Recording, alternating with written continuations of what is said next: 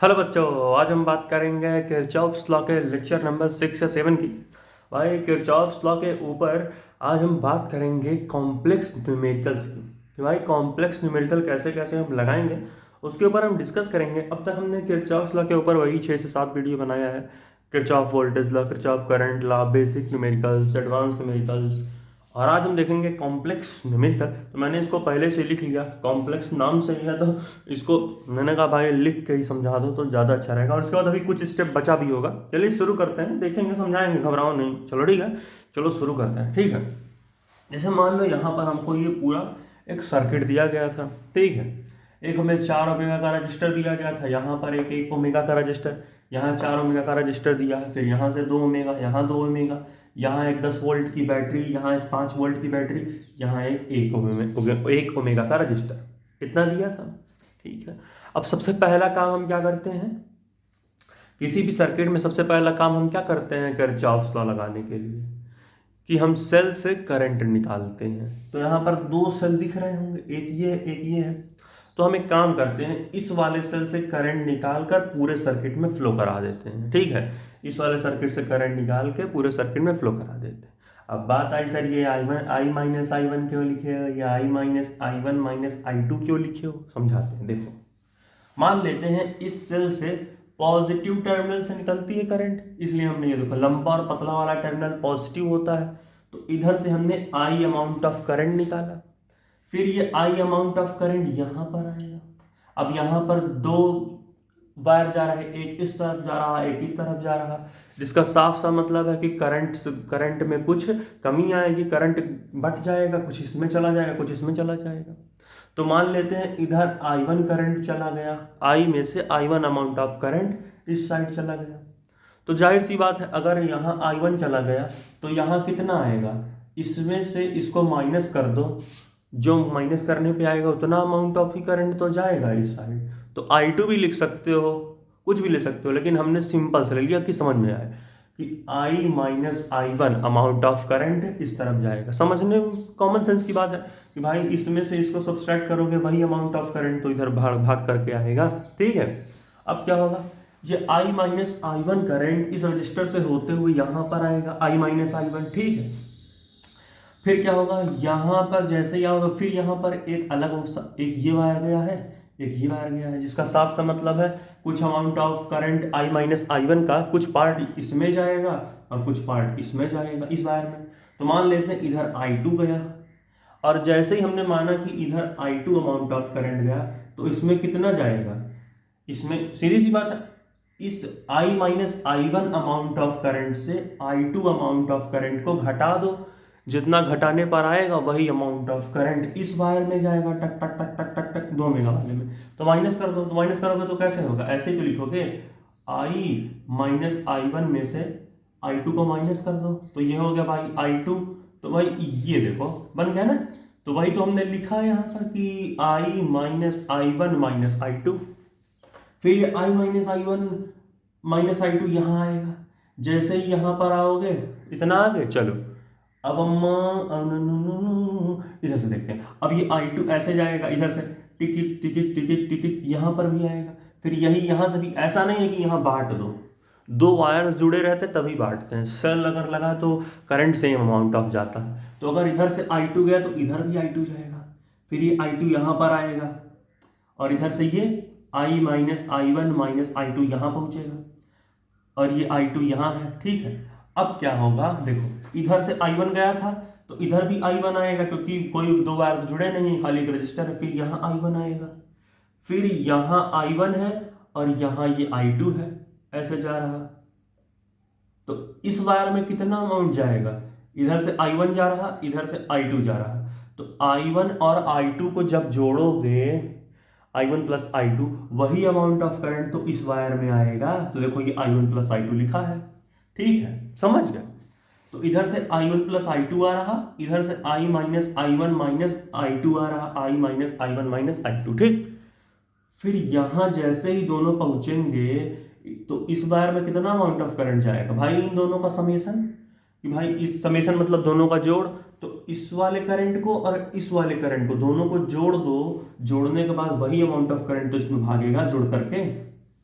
तो कैसे जोड़ोगे, देखो यहाँ लिखोगे आई माइनस I1 माइनस I2, ठीक, और ऐड किसको करोगे, इस वाले को, इसको, तो कितना हो जाएगा I1 प्लस I2, तो क्या करोगे अब I1 और I2 कट जाएंगे, प्लस माइनस खाली I बचा, तो I अमाउंट ऑफ करंट इस रजिस्टर में फ्लो होता हुआ चला गया है। और देखो कॉन्सेप्ट भी कहता है कि जो अमाउंट ऑफ करंट सेल से निकालते हो, जो अमाउंट ऑफ करंट सेल से निकालते हो वही अमाउंट ऑफ करंट सेल में वापस भी भेजते हो।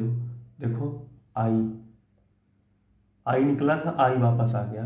तो करंट समझ में आ गया कि कैसे कैसे करंट का खेल खेले हमने। चलो अब हम देखेंगे कि सबसे पहला काम क्या होता है हमारा करंट निकालने के बाद। दूसरा काम मतलब क्लोज लूप बनाते हैं और उस क्लोज लूप के पूरे रास्ते में चलते हुए कितना अमाउंट ऑफ पोटेंशियल आ रहा है सबको ऐड करेंगे और जीरो के बराबर लिखते हैं। मतलब कि किरचॉफ्स लॉ के अकॉर्डिंग किसी भी क्लोज लूप को बनाने के बाद जो पोटेंशियल होता है ओवरऑल वो जीरो आता है। ठीक है, चल तो पहले हम इस लूप को देखते हैं। देखो हम ए सी डी ए, मतलब ए से गए फिर सी पर गए फिर डी पर गए फिर ए पर आए, ये हमने क्लोज लूप बनाया हुआ भी है। ठीक, तो फॉर लूप ए बी सी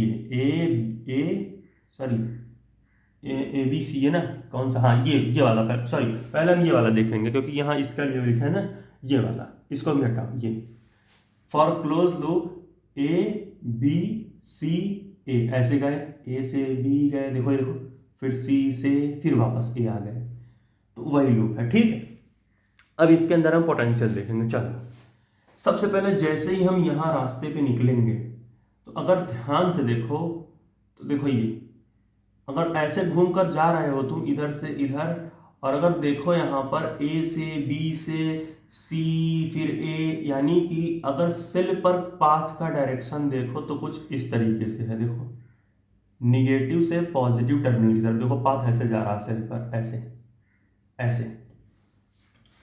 और हमने क्या पढ़ा है कि जब भी क्लोज लूप या पाथ जो भी दिया हो, क्लोज लूप का डायरेक्शन सेल पर निगेटिव टर्मिनल से पॉजिटिव टर्मिनल की तरफ जाएगा तो वहां पर पोटेंशियल में क्या होगा, वहां पर पोटेंशियल में गेन होता है।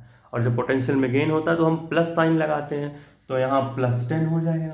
फिर कुछ दूर आना, ये देखो यहाँ पर देखो एरो, देखो पाथ ऐसे जा रहा है ऐसे, और करंट I1 देखो वो भी इसी तरफ जा रहा है, यानी पाथ भी इसी डायरेक्शन में जा रहा है और रजिस्टर के अंदर बह रहा करंट भी इसी डायरेक्शन में जा रहा I1 वाला। देखो ये I1 देखो पाथ ऐसे जा रहा है अगर मान लो कच्चा, और करंट भी ऐसे जा रहा है। ठीक, जब दोनों का पाथ सेम हो जाए, किसका, जो तुम्हारा क्लोज लूप है उसका और रजिस्टर में बह रहे करंट, इन दोनों का डायरेक्शन अगर सेम हो जाए, इन दोनों की दिशाएं अगर समान हो जाए, ठीक है, ये मानने का मतलब, तो वहां पर पोटेंशियल में ड्रॉप होता है। कितना ड्रॉप होता है, -IR, मतलब जो अमाउंट ऑफ करंट है I और जो रेजिस्टेंस है इन दोनों का इंटू कर दो और आगे माइनस लगा दो, तो क्या होगा, रेजिस्टेंस कितना है 4 ओमेगा, करंट कितना है I1, तो पोटेंशियल ड्रॉप कितना होगा -4I1, ये देखो -4I1। फिर कुछ दूर आओगे, यहाँ देखो, यहाँ पर देखो तो रजिस्टर में करंट इस साइड आ रहा है नीचे की तरफ ऐसे, और यहाँ पर पाथ का डायरेक्शन भी ऊपर से नीचे की तरफ आ रहा है।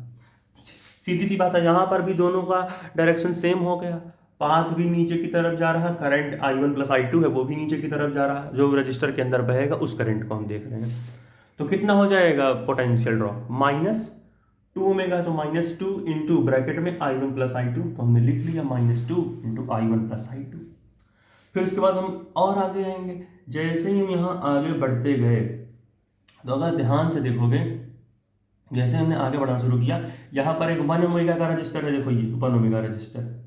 अब देखो पाथ का डायरेक्शन ऐसे जा रहा है नीचे की तरफ ऐसे, और करंट भी देखो ये I अमाउंट ऑफ करंट, ये देखो ये लिखा है ना ये वाला, ये I अमाउंट ऑफ करंट भी ऐसे जा रहा है और पाथ जो है वो भी ऐसे जा रही है। सीधी सी बात है, दोनों का डायरेक्शन सेम हो गया, यानी यहाँ पोटेंशियल ड्रॉप होगा। कितना ड्रॉप होगा, -IR।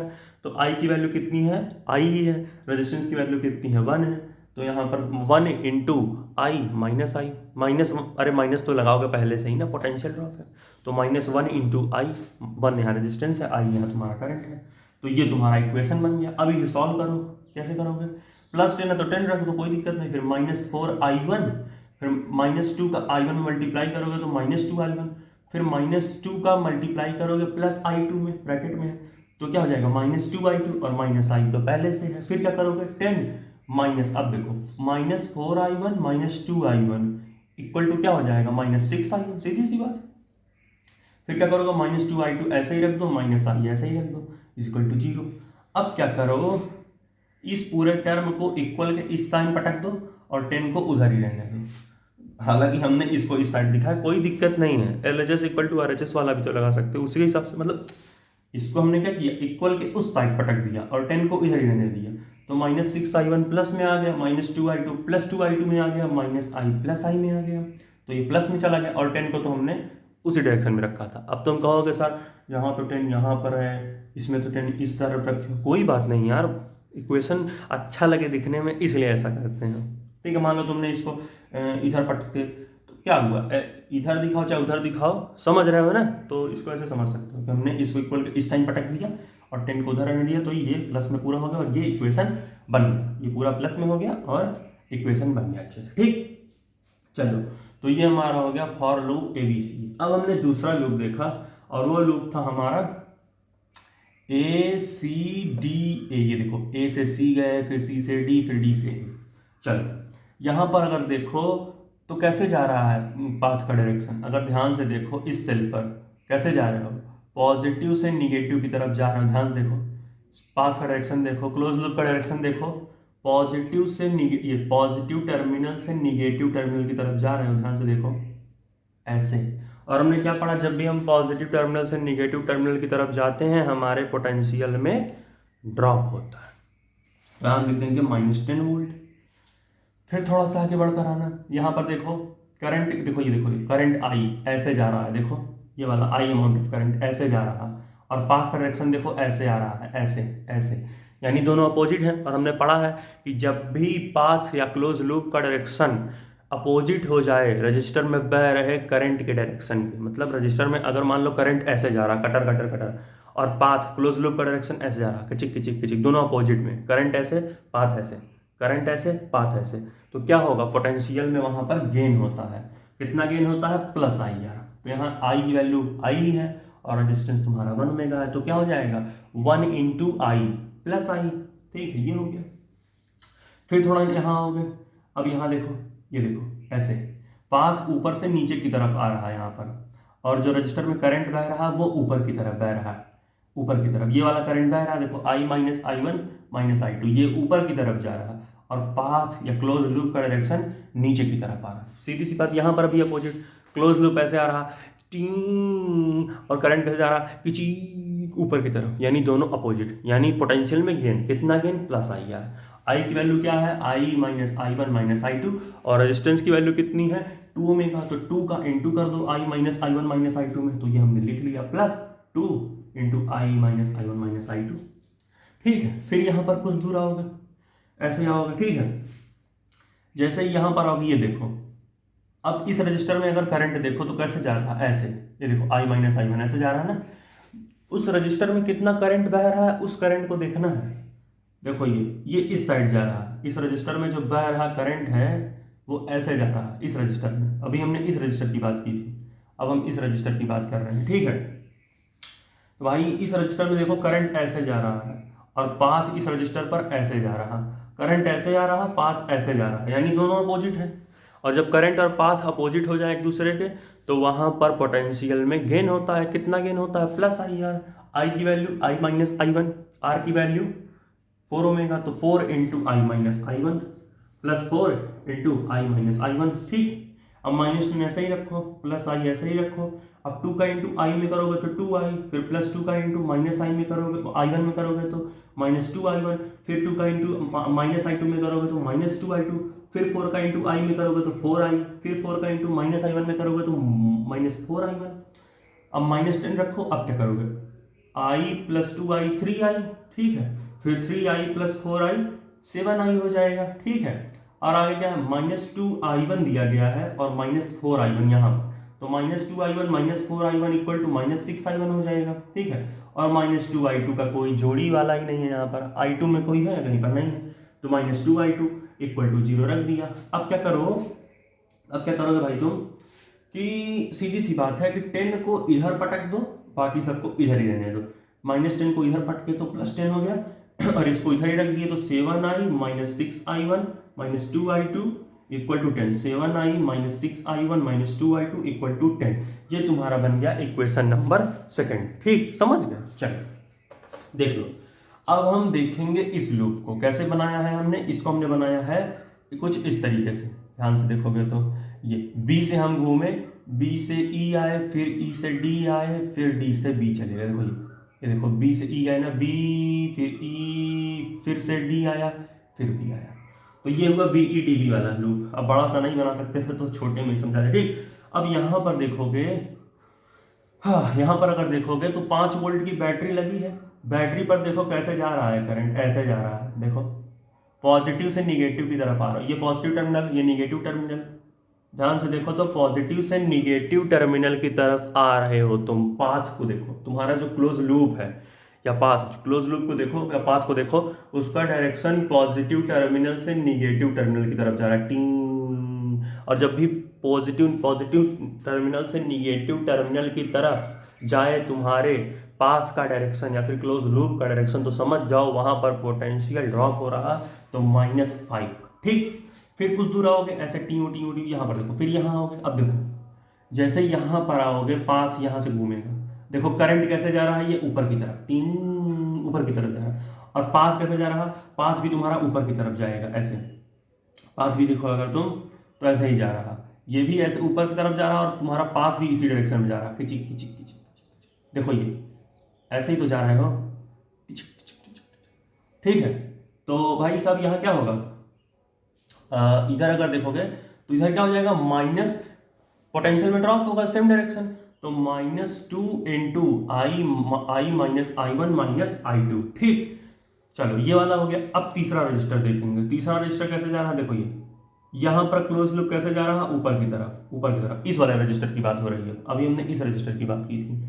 तो करंट ऐसे जा रहा था और पाथ भी ऐसे जा रहा था, दोनों का डायरेक्शन सेम था, तो पोटेंशियल में ड्रॉप करा दिया -I × R का, और इसका वैल्यू पुट कर दिया -2 से।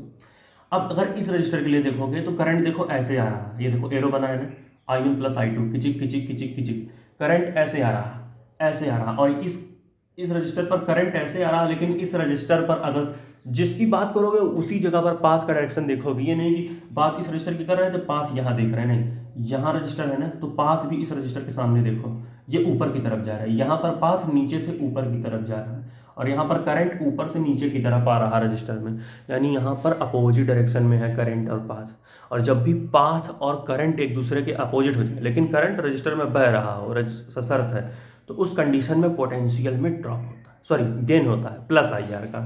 तो क्या हो जाएगा, 2 रजिस्टर है और 2 ओमेगा का, और करंट I1 + I2 है, तो प्लस फिर 2 × I1 + I2। अब -5 ऐसे ही रखो, -2 का × I में करोगे -2I, -2 का × करोगे -I1 में, तो माइनस माइनस प्लस होता है, तो +2I1 हो जाएगा। फिर -2 का मल्टीप्लाई -I2 में, माइनस माइनस प्लस होता है, तो 2 + 2I2 हो जाएगा। ठीक है, +2I2 हो गया। चलो फिर आगे आओगे +2 का × I1 में, तो +2I1, +2 का × I2 में, तो +2I2। समझ रहे हो ना कैसे किया। अब क्या करोगे, -5 ऐसे ही रखो। अब -2I1 + 2I1 क्या हो जाएगा, सॉरी -2I और +2I है यहाँ पर। ठीक है, सॉरी नहीं सॉरी -5 ऐसे ही रखो। ठीक, अब I1 का जोड़ी देखते हैं, तो 2I1 एक है, यहाँ पर भी एक 2I1 है, तो +2I1 + 2I1 कितना हो जाएगा, +4I1। फिर देखो तो 2I2 है, +2I2, और यहाँ पर भी एक I2 वाला टर्म है। हम लाइक टर्म स्क्वायर करेंगे ना, वेरिएबल जिसके सेम हो, तो यहाँ देखो I2 है, यहाँ भी I2, तो इन दोनों का I2, तो 2I2 + 2I2 + 4I2 हो जाएगा, और एक -2I अकेले बच गया यहाँ पर। ठीक है, -2I का कोई जोड़ी ही नहीं था, तो -2I = 0। अब क्या करो, 4 को इक्वल के इस साइड में पटक दो, इस साइड में पटको, बाकी को इधर ही रहने दो, तो क्या इक्वेशन हो जाएगी, 4I1 + 4I2 - 2I = 5। तुमने इधर ला दिया तो माइनस से प्लस हो जाएगा, = 5। तो ये 3 इक्वेशन बने। अब इसको छापो, इसके बाद हम सॉल्व करके, मैंने ये तो बताया नहीं निकालना क्या, हमें I1 और I2 तीनों ही करंट की वैल्यू बतानी है। ठीक, चलो नोट कर लो, 1 2 3 4 नोट करो, बेस करके इक्वेशन सॉल्व करेंगे। कर लिए, चलो अब हम इसको देखो कैसे इसको सॉल्व करेंगे इक्वेशन, खाली इक्वेशन को छोड़ के सब इरेज कर देंगे अब, और इसको हम अब सॉल्व करके वैल्यूज निकाल लेंगे एक एक करके, ठीक है। चलो अब हम वैल्यूज को निकालेंगे। टिंग टिंग टिंग टिंग टिंग टिंग टिंग। तूने वही लेके सजा दू किया, होले होले होले मते वाला गड़नी। चलो भाई मिट गया पूरा। अब बचे खाली 3 इक्वेशन, खाली 3 इक्वेशन। कैमरे में कहाँ तक दिख रहा है देखो तो यार, नीचे से ऊपर दिख रहा है। ठीक है चलो कोई बात नहीं। देखो अब सबसे पहले इस इक्वेशन को यहाँ लिखो, ठीक है ऐसे, ये यहाँ पर I1 sorry I plus 6I, फिर क्या है प्लस 2I2 इक्वल टू 10, इसको लिख लिया। ये तुम्हारा इक्वेशन नंबर फर्स्ट, और ये इक्वेशन नंबर सेकंड, इसको भी यहाँ लिख दो, ठीक है। 6I1 है ना, ठीक। हाँ अब दूसरा इक्वेशन हमारा क्या है, दूसरा इक्वेशन है हमारा 7I, ठीक है, माइनस 6I1, और एक क्या है माइनस 2I2, और एक क्या है इक्वल टू 10। यही इक्वेशन देख लो, वही सेम टू सेम उतारा है।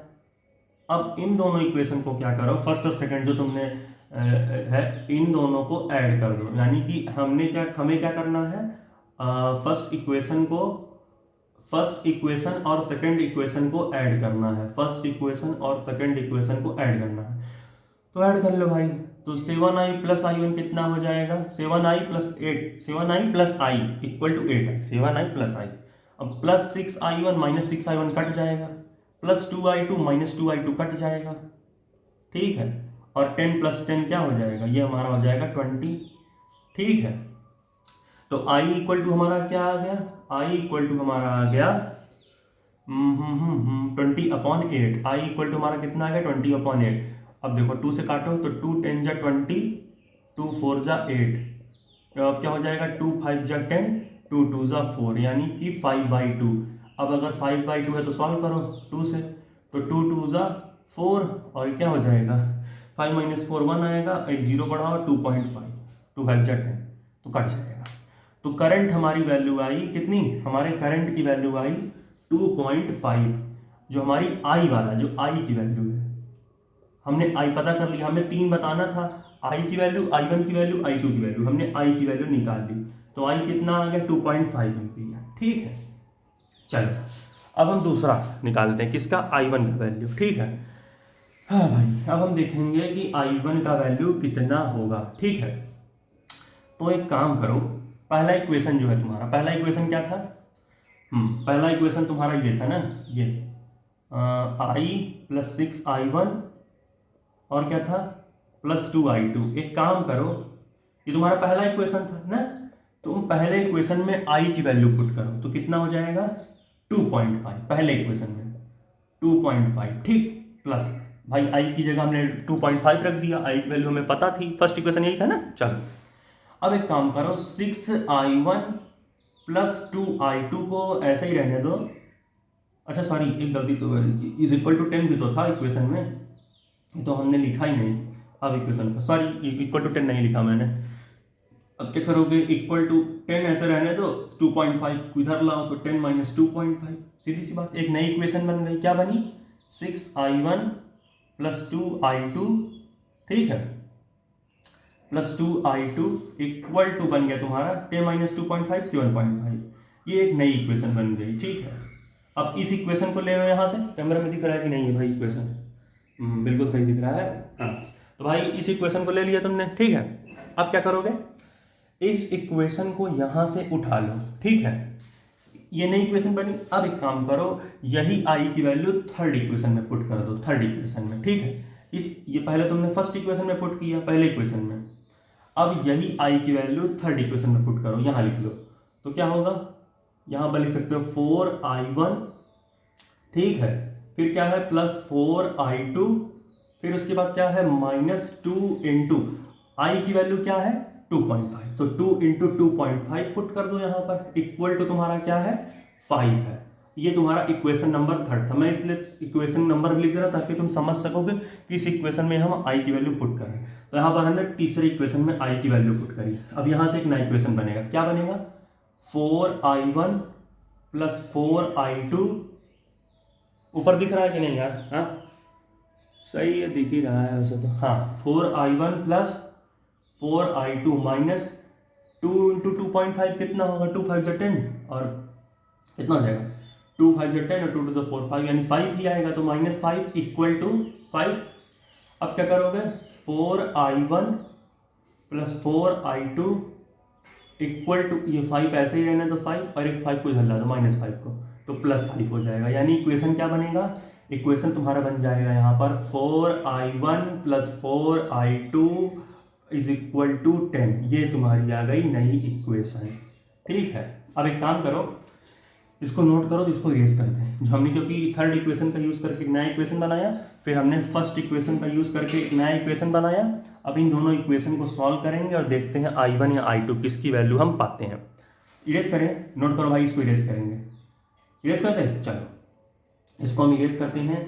और ये जो दो नई इक्वेशन बने हैं इन दोनों की मदद से हम कुछ अलग अलग वैल्यूज़ को अब निकालेंगे। समझ गए ना हमने कैसे किया था, हमने फर्स्ट इक्वेशन में हमने फर्स्ट इक्वेशन में आई की वैल्यू पुट करी, फिर हमने थर्ड इक्वेशन में आई की वैल्यू पुट करी और वहां से दो नए इक्वेशन निकाल कर लाए, ठीक है, समझ रहे हो।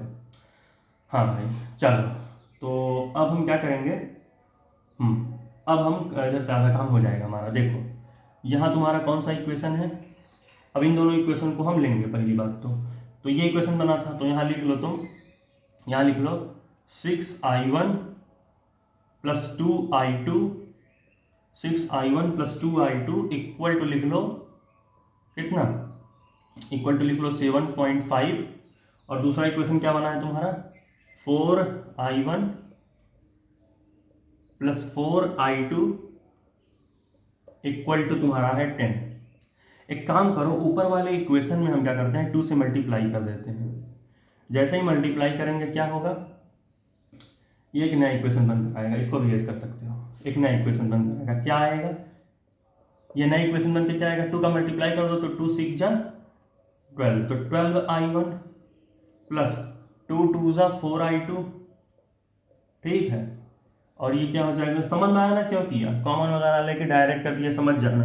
अब इतना तो पता ही होगा ना, तो 2 2 5 जा 10 और 2 7 जा 14, तो 15, 2 इंटू 7 पॉइंट कितना आएगा, 15 आएगा। नीचे क्या है, नीचे है 4i1 माइनस 4i2 और इक्वल टू तुम्हारा है 10, ठीक है। अब क्या करो, माइनस कर दो। माइनस का रूल क्या होता है कि मान लो यहाँ प्लस है, जब कुछ नहीं है तो प्लस मान दो, प्लस है तो यहाँ माइनस लगा दो, यहाँ माइनस होगा तो प्लस कर दो, यहाँ प्लस है तो यहाँ माइनस कर दो, जहाँ कुछ नहीं वहाँ प्लस होता है तो ये प्लस बना के, अब प्लस है तो माइनस करना पड़ेगा अपोजिट में, ठीक है। तो इस तरीके से हमारा माइनस हो गया, ठीक। अब क्या करोगे, 12i, यहाँ तुमने 4i1 क्यों लिखा है बाबा, 4i होगा ना, अच्छा 4i1, ठीक, चलो 4i1, ठीक। अब क्या करोगे, अब हम एक काम देखेंगे कि 12i1 माइनस 4i1 कितना हो जाएगा, ये हमारा हो जाएगा, दिख रहा होगा कि नहीं भाई, ये दिख रहा है इतना तो इसको तुम लिख सकते हो कि 8i1 और ये क्या है प्लस 4i2 प्लस 4i2, ये क्या हो जाएगा तुम्हारा, सॉरी नहीं यार रुको यार, कुछ तो गड़बड़ हो रहा है यहाँ पर। एक काम करो, माइनस मत करो, प्लस ही रहने दो, ऐड ही कर देते हैं दोनों को, ठीक है, ऐड ही करो। तो कितना हो जाएगा, 12i1 प्लस 4i1 कितना हो जाएगा, 16i1, ठीक। तो ये तुम्हारा हो गया 16i1, हाँ ऐड ही कर दो, ठीक है। अब plus 4i2 minus 4i2 cut जाएगा, 16i1 इक्वल टू कितना आ जाएगा, 15 प्लस 10 कितना है, 15 प्लस 10 तुम्हारा हो जाएगा 25, ठीक है। कुछ गड़बड़ तो नहीं हो रहा यार, यहाँ पर 4i1 होगा माइनस 4i2, 15 और 10 कितने होते हैं, 15 प्लस 10 कितना हो जाएगा, हाँ ठीक है, 15 प्लस 10 कितना हो जाएगा, 15 प्लस 10 तुम्हारा हो जाएगा 25, तो I1 की वैल्यू यार 25.16 आ रही है, ये कैसे भाई? I1 की वैल्यू कितनी आ रही है? I1 की वैल्यू आ गई 25/16। ये कैसे हो गया जी? सही है ये? हाँ तुमसे क्या पूछना। चलो तो ये 10 हो जाएगा, ठीक है। अब एक काम करते हैं, हाँ इसको ना हम कुछ बनाते हैं, कैसे करेंगे लेकिन, चलो ठीक है, खैर इतना नोट करो, आगे देखते हैं। तो I1 की वैल्यू कितनी आ गई? 16/25, ठीक है। कैमरे में साफ साफ है कि नहीं? बिल्कुल बिल्कुल साफ है, तुम बताओ। थोड़ा नीचे ही हो रहा है भाई, ये दिख रहा है यहाँ पर? चलो कोई नहीं, दिख रहा है सब? हाँ यार मेरे को पता नहीं लग रहा है, यहाँ पर कुछ गड़बड़ है, मैंने कुछ किया जाए। ओ भैया, यहाँ +4I1 +4I2 था, और जब +4I1 था, तो जब वैल्यू पुट करेंगे तो कितना होगा? 4I1 +4I2, ठीक है, -2 × 2.5, आई की वैल्यू पुट करा, 2I की जगह इज इक्वल टू 5 था। अब इसे अगर सॉल्व करेंगे तो कितना आएगा? 4I1 +4I2, और ये हो जाएगा -2 × 2.5, -5 = 5। तो भाई इक्वेशन तो 4I1 +4I2 = 10 बनेगा। अब मैंने यहाँ -4 क्यों लिया? +4I2 करो यहाँ, ठीक है, यहाँ पर भी +4I2 करोगे। भाई में हो यार, गड़बड़ का है, हो रहा है अपना सारा कहानी, ठीक है। 2 का मल्टीप्लाई किया, हाँ अब हो जाएगा काम, हाँ अब हमारा काम बन जाएगा। यहाँ लिखो, क्या लिखेंगे? हाँ 4I2, यहाँ लिखेंगे हम, सॉरी 2I2, हाँ 2I2 है ना, 2I2, और यहाँ पर हम क्या लिखेंगे? 4I2। हाँ अब बनेगा काम, यहाँ क्या हो जाएगा? 4I2 हो जाएगा, ठीक है। लेकिन हाँ हमने यहाँ 2 का मल्टीप्लाई वगैरह किया था ना, मम्मी यार पगले हो गया, तो यहाँ 4I2 हो गया। 2 का मल्टीप्लाई करके लिखियो ना इस इक्वेशन में, तुम समझे, ठीक। हाँ अब इसको हम माइनस कर देते हैं, तो यहाँ माइनस साइन लगाओ, यहाँ प्लस है तो माइनस करो, यहाँ प्लस है तो माइनस करो। अब 4I2 मर जाएगा, और 12 - 4 कितना आएगा? ये हमारा आ जाएगा 8I1। ये हमारा हो जाएगा 0, लिख लो यहाँ पर, या फिर माइनस साइन तो -0, 8I1 - 0 = 15 - 10 कितना हो जाएगा? 5 हो जाएगा। हाँ अब सही। अरे भाई माइनस कैसे करते हैं? जो भी नीचे साइन हो उसका अपोजिट साइन उसके नीचे लगा दो, यही करते हैं ना। अरे वो गलती हो गई तो उसको भूल जाओ, प्लस बस ये माइनस लगा दिया था मैंने, पता नहीं क्यों, दिमाग कहाँ रहता है तुम्हारा। तो कितना हो जाएगा? 8I1 = 5 हो जाएगा, एक तरीके से दिख रहा है ना भाई? हाँ चलो इसको नोट करो, गेस करेंगे पूरा, नोट करो 2 3 4 भाई कर लिए। चलो सब गेस कर देंगे। अब आई की वैल्यू 2.5 है, हाँ उसको याद कर लो उसको, ठीक। चलो ये भी करा, सब गेस कर देंगे एक तरफ से। जाओ, ठीक है। चलो आई की वैल्यू यहाँ लिख लो। आई कितना था तुम्हारा? आई तुम्हारा आया था 2.5। चलो अब क्या करोगे? 8I1 = 5, यानी I1 = कितना आ जाएगा? I1 = तुम्हारा आएगा 5/8, ठीक है। चलो इसको कर लो काम तुम्हारा, तो ये क्या हो जाएगा? 5 को अंदर रखो, 8 को बाहर, तो 0 पॉइंट यहाँ 0। अब क्या हो जाएगा? 8 × 6 = 48 होता है, तो 8 × 6 = 48, कितना आ जाएगा? 2, ये कट जाएगा, फिर 0 लगा, यहाँ लिखो 0.6, इसकी जगह तुम यहाँ लिखो, ठीक। अब 8 × 2 = 16 हो जाएगा, तो 10 में से 6 गया 4, और ये कट जाएगा एक, फिर एक 0 लगाओ। 8 × 5 = 40 होता है, 5 × 8 = 40, तो 40 और 40 ये कट गया, मर गया, 0.625, यानी I1 की वैल्यू तुम्हारी कितनी आ गई?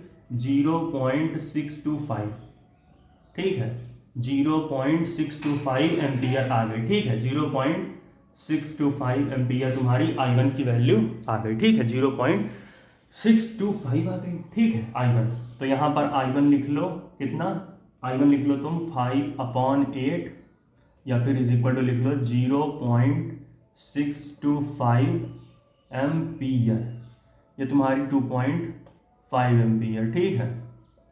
चलो अब एक काम करो, सारे इक्वेशन को मिटाओ, अब तुम्हें निकालना है I2, ठीक है। तो काम करो, अब हम क्या करेंगे? ये जो हमारी इक्वेशन जो हमने बनाया था यहाँ पर, ठीक है, क्या बनाया है? 6I1 + 2I2 = 7.5 × 2 तो हमने बाद में किया था ना, तो इस सारे काम को हटाओ, और हम एक सिंपल सा काम करते हैं, यहाँ 2 रखो और अब जो ये इक्वेशन बनी थी 2 तो हमने मल्टीप्लाई किया था, बाकी इक्वेशन तो हमारी यही थी। तो अब इस वाले इक्वेशन में हम सारी वैल्यूज पुट करके काम बना लेंगे। देखो इसमें I1 की वैल्यू पुट करो 6 इंटू I1 कितना है 5/8 है, या फिर 5/8 रखते हैं। तो 6 इंटू 5/8 रखो, फिर प्लस 2 इंटू I2 पता नहीं तो I2 ऐसे ही रखो, इक्वल टू 7.5। 7.5 को क्या लिख सकते हो, अगर 7.5 को चाहो तो लिख सकते हो 15 में तो लिख सकते हो क्या, 15 रखो। 2 7 सा 14, 5 में 4 गया 1, कट गया। फिर हाँ 7.5 की जगह हम क्या लिख सकते हैं 15/2, तो इसको हम इज इक्वल टू 15/2 रख देते हैं, डेसिमल हटा देते हैं, क्या दिक्कत है। अब 6 इंटू 2 3 ज़ा 6, 2 4 ज़ा 8, अब क्या हो जाएगा 3 5 ज़ा 15 और अपॉन में 4, ठीक है, प्लस 2I2, तो 2I2 हो जाएगा, इक्वल टू हो गया 15/2, ठीक है। ये इक्वेशन हटा देगा, पुट कर ही चुके हैं इसमें कहानी ये वाली, हटा दे, इसी में ही पुट किया है हमने इस वाले इक्वेशन में, ठीक है। चलो नहीं हटाते, इसको तो हटा सकते हैं, चलो ऊपर देख लेते हैं सारी कहानी। अब क्या हो जाएगा, हाँ अब हमारा इसको यहाँ हटा कर रखो, हाँ चलो यहाँ ठीक। तो 2I2 इक्वल टू क्या लिखोगे, 2I2 इक्वल टू क्या हो जाएगा 15/2 माइनस ये 15/4 को इधर लाओ, तो 15/4 माइनस में हो गया। अब इसका एलसीएम लोगे तो कितना आएगा, इसको इरेज कर देगा, समझ तो गई होगी ना, इरेज कर दे इसे इरेज करो, इसमें तो पुट किए थे समझ ही रहे, अरे ऊपर लिख लो यार तुम, इसी इक्वेशन में पुट करे थे 6I1 + 2I2 इक्वल टू 7.5, इसी इक्वेशन में पुट किए थे, ठीक। चल अब हटाओ यहाँ से, हाँ अब देखो, अब यहाँ पर इसको सॉल्व कर लेते हैं, तो कितना हो जाएगा, देखो ये 2I2 इक्वल टू कितना होगा, एलसीएम लिया तो 4 आएगा, ठीक है, इसको ऐसे ब्रैकेट आप देखो, तो 2 2 ज़ा 4 और 2 2 ज़ा 2 बार में गया, और 2 15 जा कितना हो जाएगा 30, फिर 4 1 जा 1 बार में गया, और 1 इंटू 15 तो 15, तो 30 माइनस 15, यहाँ क्या हो जाएगा 2I2 इक्वल टू तुम्हारा क्या हो जाएगा 30 माइनस 15 इक्वल टू 15 और अपॉन 4, यानी 15/4 एम्पीयर, ठीक है। अब इसे इरेज कर दें, अब तो सही है ना, ठीक है। चलो अब ये पूरा हम इरेज कर सकते हैं, अब तो हम चाहे ये भी हटा सकते हैं, ठीक है, और ये भी, सब कुछ हमने हटा दिया, समझ तो रही है ना। यानी I2 तुम्हारा क्या होगा, सॉरी अभी एम्पियर मत लगाओ, अभी I2 इक्वल टू क्या होगा, I2 इक्वल टू तुम्हारा होगा 15 क्या हो जाएगा 4 इंटू 2, ये 2 इधर आएगा ना, 4 इंटू 2, तो ये क्या हो जाएगा 15/8, हाँ 15/8 एम्पियर इसकी वैल्यू आएगी, ठीक है। अब इसको भी हटा सकते हैं, अब तो चलो अब क्या करो, यहाँ लिखो तुम 15, यहाँ लिखो 8, अब 8 1 जा 8, तो 15 में से 8 या कितना आएगा, हाँ 15 में से 8 जाएगा कितना आएगा 9 10 7 आएगा, ठीक है। फिर एक जीरो बढ़ाओ पॉइंट में, अब 8 7 जा 56, 8 9 जा कितना होता है 63, तो 8 9 जा तुम्हारा हो जाएगा 63, अब ये फिर आएगा 7, यानी 1.9 एम्पियर लिख सकते हो।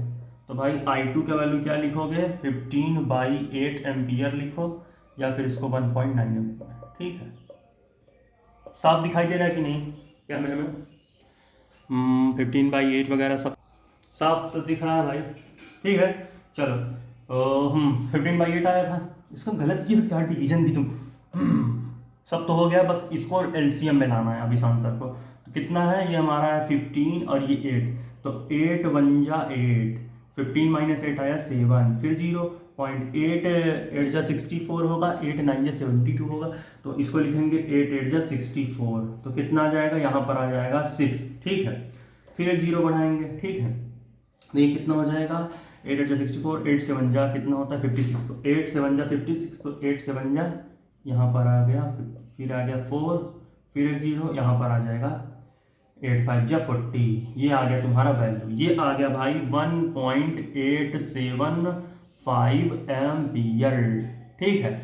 ये रही I2 की वैल्यू, छापो इसे, छाप ले बच्चे 1.875, यार ये 40 तो नीचे दिख ही नहीं रहा कैमरे में, यहाँ से नहीं दिख रहा था, ठीक समझ लेना 5 जैसे काटा था, ठीक है। तो भाई ये था हमारा आज का लेक्चर, I1 की वैल्यू आई 2.5 एम्पियर, I1 की वैल्यू आई 0.625 एम्पियर और I2 की वैल्यू आई 1.875 एम्पियर।